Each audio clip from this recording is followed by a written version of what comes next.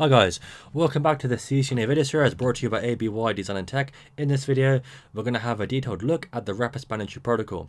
The main objectives for this video will be to understand the difference between the original span entry and the new rapid span entry protocol, and to understand why we would use rapid span entry in today's networks. So to begin with, Abda, what's wrong with the good old-fashioned span entry? I mean, it does its job perfectly fine. And to be fair, that is true. Span entry is very useful because it allows us to have redundancy in our layer 2 networks without having loops. And obviously, with loops comes all the problems of MAC table instability, receiving duplicate frames on hosts, etc. However, the main issue with span entry is that it's inherently very slow. For a port to transition from blocking into the forwarding state, it can take a minimum of 30 seconds. Now, we can change this default behavior by obviously enabling span entry port fast on a port. However, span entry port fast is only reserved for endpoints. It's not recommended to obviously configure span entry port fast on our switch uplinks because that can cause a temporary loop, which defeats the purpose of the span entry protocol.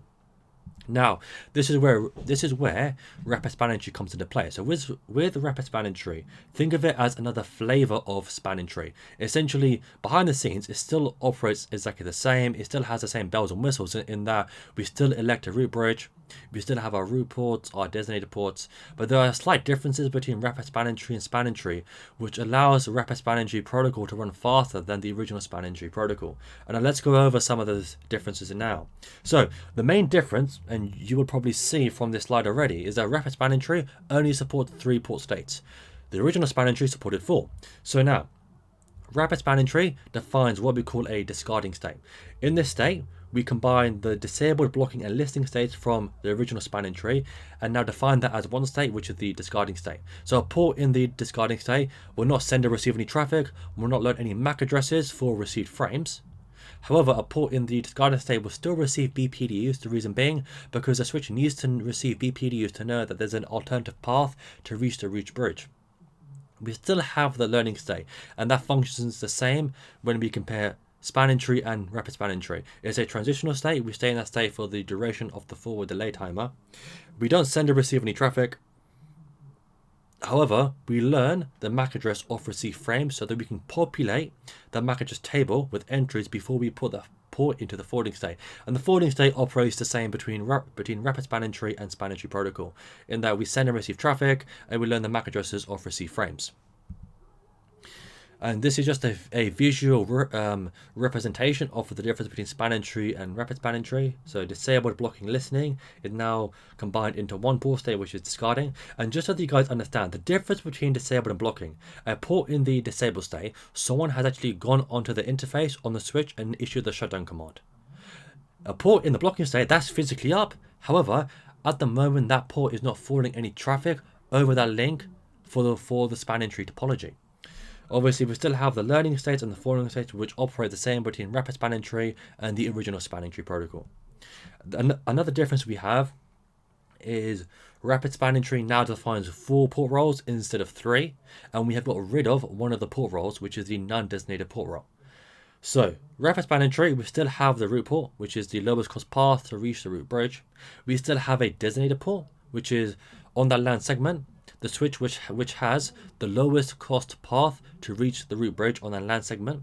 The 2 new port types we have are alternate port and backup port. So before, in the original span entry, a non-designated port didn't specifically tell the switch that it had an alternative path to reach the root bridge. All that really meant was this port isn't a designated port and it's not a root port. So it's nothing really.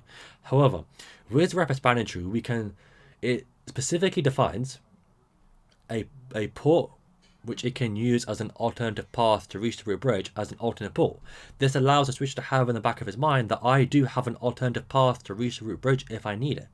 That port is going to be operating in the discarding state. So the difference between port roles and port states, the port role, that's the role or function that port is playing in the STP topology. The port state, that is what this port is currently doing at the moment. That's what it's operating as. So we can have the listening state, the learning state, the forwarding state, etc. That's what the port is currently doing at the moment. We also have a backup port. This backup port provides a alternative connection into the same LAN segment another port already connects to. So to see the difference, as you can see, alternate port literally is just an alternative path to reach the root bridge. 002 knows that if my root port goes down, I have this alternate port which I can use. The backup port is slightly more difficult to explain, but essentially, the way that I like to view the backup port is it allows us to connect to the same collision domain that another port already connects to. The way that this switch will figure this out, imagine that this is just switch 003. The way the switch will figure this out is that if it sends a BPDU out one interface, and obviously that BPDU will list itself as the sender bridge ID, and it receives a BPDU via another interface listing itself as the sender bridge ID, it knows that that other port is going to be a backup port, because the only way that would have happened is if those ports both connect to the same LAN segment. We will typically see a backup port in a scenario like this where we connect into a hub. So let's have a look at the alternate port example. So the main difference with the alternate port as compared with rapid spanning tree and the original spanning tree, the alternate port tells the local switch that there is an alternate, this port represents an alternative path to reach the root bridge. Now the switch will have this in a subconscious in the back of its mind. Essentially, this switch down here knows that if my root port goes down, I've got two alternate ports which provide alternative path to the root bridge. And obviously this one, because it has a lower path cost, this one's actually the preferred option over this one. That means that if we have a failure for the root port, I can transition this port into the forwarding state within a few seconds, and I can name it my new root port. This port then becomes my second best option to reach the root bridge. So if this link fails, I can always use this port. And again, we will transition into the forwarding state and make this port the root port within a few seconds. RSTP also defines the idea of link types, and the idea of link types essentially helps to define whether we can have fast convergence over this link or whether we cannot, and whether we can respond to topology changes quickly or not. So a point-to-point link is a link which connects to another switch, and it is a link running in full duplex. So links which are point-to-point, we can transition those links into the forwarding state instantly. Links which are a shared link type running in half duplex, so usually when we connect to a shared medium like a hub, we cannot transition those ports into the forwarding state instantly. We have to still go through the discarding, learning, and then forwarding states. Edge port, that is just a port which connects to an endpoint device, and more specifically, it's a port that we would configure spanning tree port fast on. Now, the reason why we define some ports as an edge port, because a port that is an edge port is not included or doesn't trigger a STP topology change. So if an edge port goes up or goes down, that doesn't trigger the topology change process on the switch. And so just to demonstrate the difference between point-to-point and shared, this link, assuming it's running in a full duplex on both ends, would be a point-to-point link. This link would be a shared link type because these two ports would be running in half duplex. Now, RSTP also defines some changes to the BPDU. So BPDUs are still sent every 2 seconds, but the main difference here is that a switch will generate its own BPDUs and forward those BPDUs out of the designated port. Now, with the original spanning tree, the way that this process used to work is that the root bridge would generate the BPDU, and then it would send it down. The non-root switches would then relay those BPDUs. That means that if a non-root switch didn't receive a BPDU from the root bridge, it wouldn't relay any BPDUs. The difference between rapid spanning tree and the original spanning tree, even if a switch doesn't receive a BPDU from the root bridge or from another switch, it will still generate its own BPDUs and send those BPDUs out of its designated ports, which are in the forwarding state. Now, this allows the BPDUs to act like hello messages and to act like keep alives. And that it tells the switch that its neighbor is still up and working. We have a hold timer for 6 seconds. So if a switch doesn't receive a BPDU from a neighbor within 6 seconds, it assumes that that neighbor's dead, and it will remove the MAC address table entries for the port that it uses to reach that neighbor. And also, rapid spanning tree allows a switch to accept inferior BPDU. So we saw that with the original spanning tree, if we had an indirect link failure, a switch would start sending inferior BPDUs to its neighbor, in that it would believe that it's the root bridge. Its neighbor would just ignore those for 20 seconds. However, with rapid spanning tree, if a switch receives a inferior BPDU and it has better BPDU information stored on it, it will send that superior BPDU information over to the switch which believes it's the root bridge, or the switch which has the inferior BPDU information straight away, so we don't wait that 20 seconds anymore. And so this shows the new BPDU process. So as you can see, the root bridge is still generating the BPDUs. We only forward BPDUs out of a designated port. However, 003 is not relaying the BPDU from 001. In fact, it's actually generating its own BPDU. That means that if it sees receiving BPDUs from 001, it will still be forwarding BPDUs over to 002. So 002 would know that 003 is still up, and obviously 003 would know 001 is currently down at the moment, or potentially could be down, because I haven't received any BPDUs from him in a while. Now, the main difference between rapid span entry and span entry is that it allows us to transition ports into the forwarding state almost instantly, or basically within like a second or so. And so a port which has a link type of point-to-point, which is running on full duplex, or as a link type of edge port, can be transitioned into the forwarding state almost instantly. So no more going through the learning state or the listening state, etc. We transition that port into the forwarding state straight away. Another main difference is that we don't use the timer-based mechanism. So the way that, or the process that STP used to work like, is we would define who the root bridge is, then we would then define our root ports, our designated ports, and then once we define all that, then we would then move those ports from blocking into listening, then to learning, and then to forwarding. STP doesn't work like that. It uses a sync method with proposals and agreements. And to be fair, it's the proposals and agreements which allows us to create the STP topology extremely quick, and to activate links which need to be activated in order to carry traffic from any part of the network. And the new BPDU also includes two new flags, and these are the proposal and agreement flags. So let's see how this process plays out. So the root bridge will start this process and essentially send a BPDU with the proposal bit set, saying that, hey buddy, I'm your best path to the root bridge. Now the receiving switch and the sending switch, the link which they use to communicate with each other, they will put that link into the discarding state. Okay, and the switch which received the BPDU, if that is actually that switch's best path to reach the root bridge, it will send back a agreement BPDU down, upstream to the root bridge. It will then begin the sync process on its downstream links, and it will then transition that link which connects to the root bridge into the forwarding state instantly. Once the root bridge has received that agreement BPDU, it will transition its port into the forwarding state instantly. So we still have the same topology outcome as we do with span entry protocol. However, the way that we discover that topology is slightly different.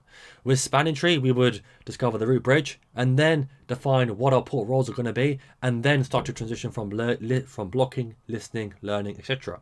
However, with rapid span entry, we define who the root bridge is, and then it's the root bridge which starts off this sync process. Basically sends information. So essentially, if a switch receives inferior BPDUs from a neighboring switch, it will then turn back around, send the superior BPDU with the proposal bit set, and that's how this proposal or this sync process starts.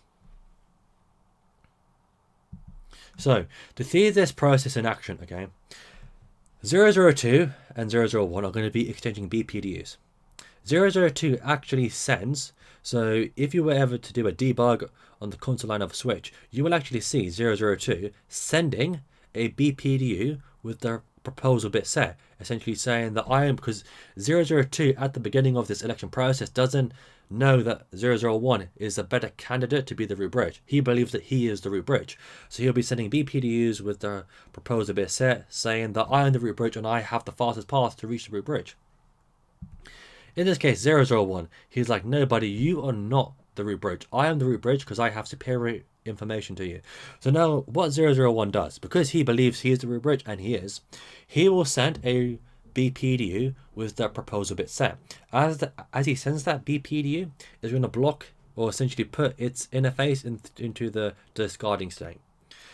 Once 002 receives that BPDU, it's going to put that interface into the discarding state. Now, if this proposal, essentially what the proposal says to the receiving switch is, I have the best path to reach the root bridge. And all 002 does, he does the exact same thing when he calculates the root port. He's going to receive this proposal BPDU, and obviously that BPDU will have a STP cost associated with it. It will then calculate the STP cost to reach the root bridge out over this link. If that path is truly his best path to reach the root bridge, then what 002 does, he starts the sync process on its downstream links, is non-edge downstream link. So a edge port is a port which has spanning tree port fast and which connects to an endpoint. It won't start the sync process on those ports because there won't be any reason to start that process. It starts the process on all of its non-edge downstream ports. It sends back the agreement BPDU. Essentially, what it says to 001 is that I agree with you. You are my best path to reach the root bridge. It then unblocks his port and moves it in from discarding into the forwarding state. Obviously changes it to the root port role. And then once 001 receives that agreement BPDU, it's going to transition its port into the forwarding state as well. So that happened within a second. Within a second that we were able to work out that this guy is the root bridge, this is 002's best path to reach the root bridge, and now to unblock that link. In this case, 002 starts the sync process over this link and sends a proposal message to 003. Now 003, he receives this proposal BPDU, but that is where the sync process stops. The reason being, because 003 is like, okay, 002, you're telling me that you present my best path to reach the root bridge. However, I have already received a proposal from 001. I've already sent him an agreement, and he still is my best path to reach the root bridge. So I already have a better path to reach the root bridge. So now I'm not going to send you back a agreement BPDU, and that is where the sync process stops. This link doesn't instantly transition into the forwarding state. However, we have already transitioned the links that we need to in order to build end-to-end connectivity into the forwarding state straight away. So now from with any point in this network, this point can communicate with any point in our LAN network.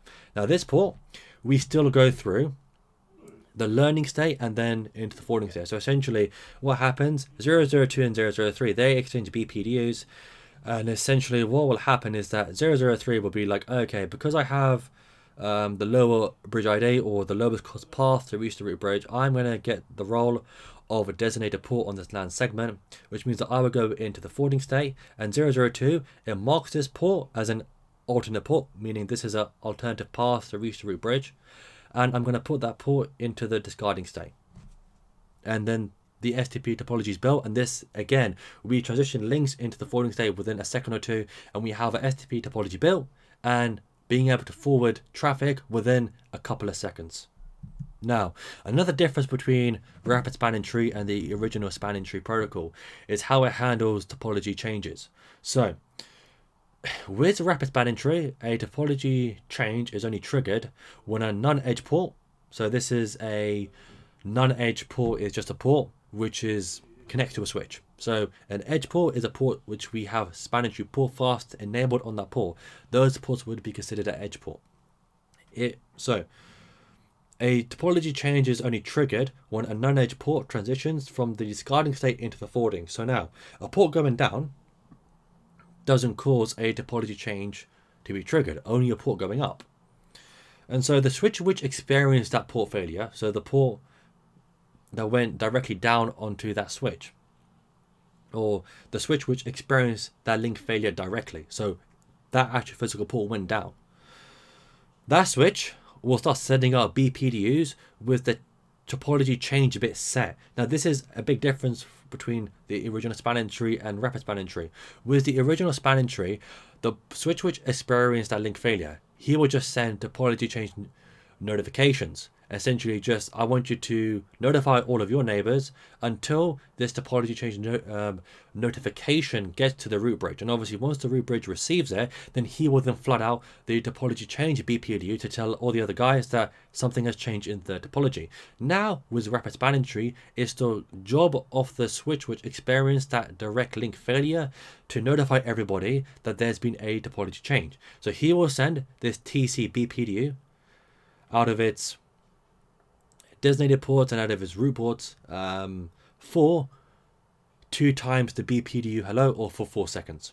And so When a switch does this, the switch which originally sent the BPDU, it will flush its MAC address table entries for all of its root ports and for all of its designated ports.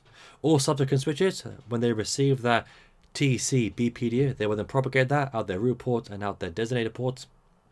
And they will flush their MAC address table entries for every port apart from the port that it received that TC BPDU on. So if you look at an example, in this case, this link has failed, but that doesn't cause this switch to send the TCB PDU. What actually causes this switch to send the TCB PDU is that this port was its alternate port. This port moved into the forwarding state, which caused it, because this is a non-edge port going into the forwarding state, caused it to send these TCB PDUs. It will then flush the MAC address table entries for all of its root ports and for all of its designated ports. When this switch receives it, it will propagate it onto its neighbor. This switch will flush the MAC address table entries for all of its ports apart from the port that it received this TCB PDU on, and then the process repeats itself, etc. Now, let's have a look at how the rapid span entry protocol handles a indirect link failure. So in this case, for the link over here, this guy is the designated port on this link. This guy is in the discarding state. This means that this guy is not receiving any BPDUs over this link, and doesn't know that this link actually presents an alternative path to reach the root bridge. When this link goes down, he loses his primary path to reach the root bridge, but he's also stopped receiving BPDUs listing a better bridge than himself. That means that because he has stopped receiving superior BPDUs, he now believes that he is the root bridge. And obviously we saw that was the original span entry. This sort of scenario would take 50 seconds for it to correct itself. However, he's not sending BPDUs to his neighbor listing herself as the root bridge. In this case, this guy over here, he's like, buddy, you think you're the root bridge, but I actually have better root bridge information, so I'm not going to ignore you. Remember, with rapid span entry, we now accept and process the inferior BPDUs. So because of that, I'm going to send you a BPDU instantly listing better information. I'm going to transition my port from discarding into forwarding, which then obviously causes me to send out a TC BPDU to everybody. Because this guy receives the superior information straight away, it will then transition its port. Obviously, its port is already in the forwarding state. It will then transition its port into the root port and believe that this guy up here, as an example, should be the root bridge. And then obviously, once we have transitioned that port from discarding into forwarding, I will now send TC BPDUs at all of my designated ports at my root port, so everybody can know that there's been a topology change. A non-edge port has gone from the discarding state into the forwarding state. Now let's have a look at what a version 2 BPDU looks like. So as you can see, the protocol identifier is still span entry protocol. The protocol version, this is the difference between the original span entry and the rapid span entry, is that the protocol version identifier now lists version 2, that this is a version 2 BPDU. The BPDU type is still listed as rapid span entry. As you can see, BPDU flags, it lists port role designated, and as you can see, it lists the proposal there as well, which essentially says I have the best path to reach the root bridge. We have the root identifier, the bridge identifier. This identifies who the root bridge is in this topology, also who sent this BPDU, and as you can see, because they're both the same, it means that this BPDU was sent from the root bridge. We have the port identifier, message age, max age, hello time, forward delay, version 1, etc. length. And I would also like to know that on Cisco switches, they support a version of rapid span entry called rapid span entry PVST+. So essentially, we still support, or we still run, a separate rapid span entry topology per VLAN. Now obviously the benefit of this is that we can load balance between different switches over different links. However, the drawback is that we have to have a STP topology per VLAN, even if those STP topologies are exactly the same. And that takes up more memory, especially if we have a larger, or essentially if we have a large network with a lot of VLANs. And that's it. That's all there is to the rapid span entry protocol. So it works the same, or essentially has the same concepts that STP does. However, the way that it operates is different, and it was designed with speed in mind, hence the name rapid span entry. Now in the next video, we're going to have a look at how to configure the repository protocol, and we'll also have a look at this proposal and agreement process so that we can see this in a live environment. If you have enjoyed this content, then please subscribe to my channel. If you found this video useful, then please share so that we can get high quality ID training to the masses free of charge. Thank you very much for watching.